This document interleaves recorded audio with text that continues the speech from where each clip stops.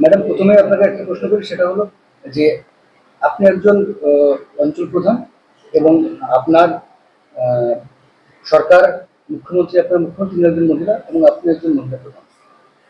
আপনার ইতিমধ্যে রাজ্য সরকার মহিলাদের নারী শক্তি উন্নয়নের ক্ষেত্রে, নারীদের অর্থনৈতিক ডেভেলপমেন্ট, সামাজিক ডেভেলপমেন্টের ক্ষেত্রে যা যা পরিকল্পনা বাস্তবায়ন করেছেন, সেক্ষেত্রে আপনার অঞ্চলে তার বাস্তবায়ন সাধারণ মানুষ, বিশেষ করে মহিলারা কিভাবে পাচ্ছেন, যদি আপনি একটু জানান।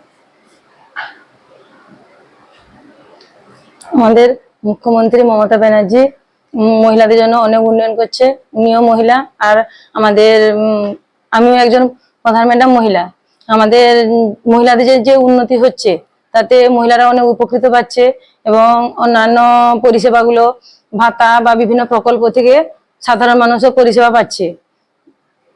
আচ্ছা, এবার ধরুন বিভিন্ন রকম এলাকার, বিভিন্ন পঞ্চায়েত এলাকার সাধারণ মানুষ এখনো পঞ্চায়েত প্রধান বা উপপ্রধানের কাছে তাদের বিভিন্ন সমস্যা নিয়ে সরাসরি দেখা করতে, অভিযোগ জানাতে এখনো মানুষ কিন্তু ভয় পান। অনেক গ্রামগঞ্জের মানুষ, সাধারণ মানুষকে পঞ্চায়েতমুখী আরো বেশি করবার জন্য আপনাদের প্রকল্প, মানে চিন্তা ভাবনা কি আছে? সাধারণ মানুষদের আপনার আহ্বান করে কি বলতে চান, যারা পঞ্চায়েতমুখী বেশি হয়, কি বলবেন তাই? নমস্কার, আমি আন্দারি গ্রাম পঞ্চায়েতের উপপ্রধান এবং আমার সঙ্গে আমার গ্রাম পঞ্চায়েতের প্রধান ম্যাডাম আছেন সরকার দ্বারা। আমরা এই গ্রাম পঞ্চায়েতে আমাদের মানুষ পঞ্চায়েতে আসার জন্য কোনোরূপ ভয় করে না। আমরা বিভিন্ন সমস্যা নিয়ে আছে, আমরা সমস্ত পরিষেবা পঞ্চায়েতের মাধ্যমে ওদের কাছে সঠিকভাবে পৌঁছে দিই। কোনো এতে মানে কি বলবো, ওদের কোনো অভাব অভিযোগ যা পঞ্চায়েত সংক্রান্ত আসে আমরা কোনো কেন্দ্র রাখি না, যথাযথ সময় কাজ করি।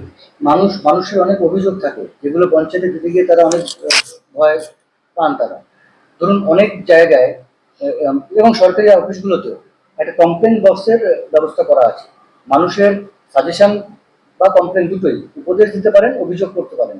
আপনাদের সঙ্গে না দেখা করেও এমন কোনো চিন্তা ভাবনা কি আমরা আগামী দিনে করতে চাইবেন? আমাদের অভিযোগ বক্স আছে, অভিযোগ থাকলে আমরা নিশ্চয়ই সেগুলো দেখি এবং সচরাচর আমরা এই এলাকার মানুষকে অভিযোগ করতে বেশিরভাগই দিই না। কারণ হচ্ছে বলতে, যেটা দিই না বলতে, আমাদের সমস্ত রকম পরিষেবা দিতে থাকি। বিশেষ করে কোনো জাতি বা গোষ্ঠী আলাদাভাবে যে অভিযোগ এখানে দায়ের করে বা পঞ্চায়েতের বিরুদ্ধে কোনো কমপ্লেন হয়, এরকম সমস্যার মধ্যে আসে না। ওরা সমস্ত রকম পরিষেবা আমরা সঠিকভাবে সঠিক সময় ওদের কাছে পৌঁছে দিই এবং প্রত্যেকে পঞ্চায়েতমুখী হয়।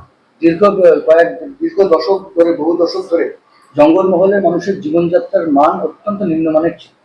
তাদের পারিবারিক অর্থনৈতিক পরিস্থিতি, কর্মক্ষেত্রের ব্যাপার এবং সামাজিক সিকিউরিটি, এখন জঙ্গলমহল, বিশেষ করে আপনার জঙ্গলমহল অন্তর্গত আপনার এই পঞ্চায়েত অঞ্চল, সাধারণ মানুষ কেমন আছেন?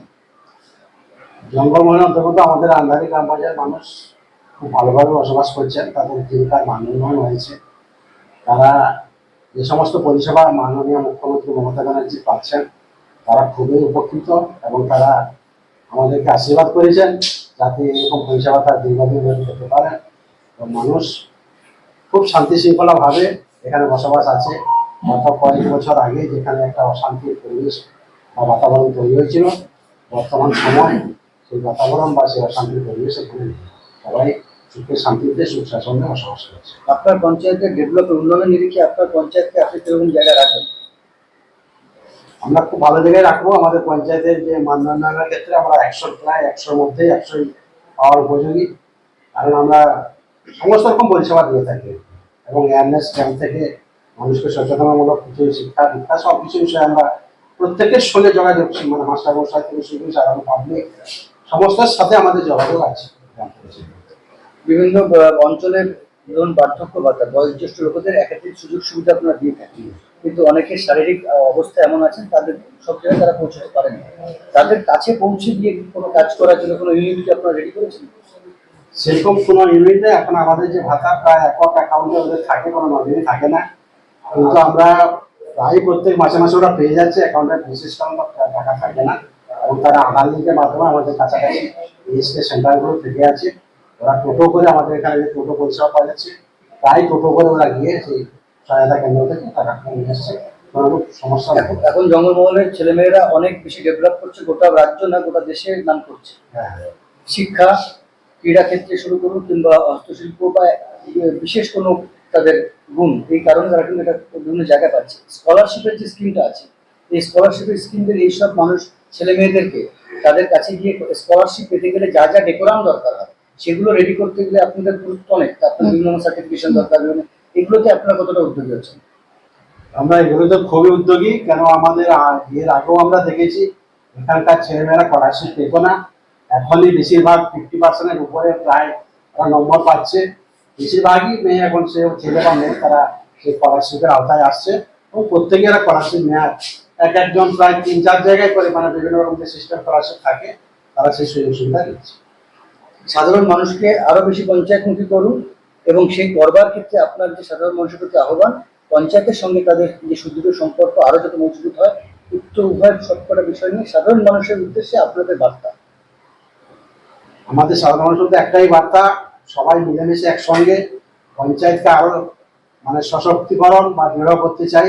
আপনারা সবাই সহযোগিতা করবেন এইটুকু বলি, এবং প্রত্যেকই মানুষ আমাদের সঙ্গে সহযোগিতা করেছেন এবং আশা করি আরো সর্বোপরিভাবে সর্বস্তরের মানুষের সহযোগিতা আমরা কামনা করি।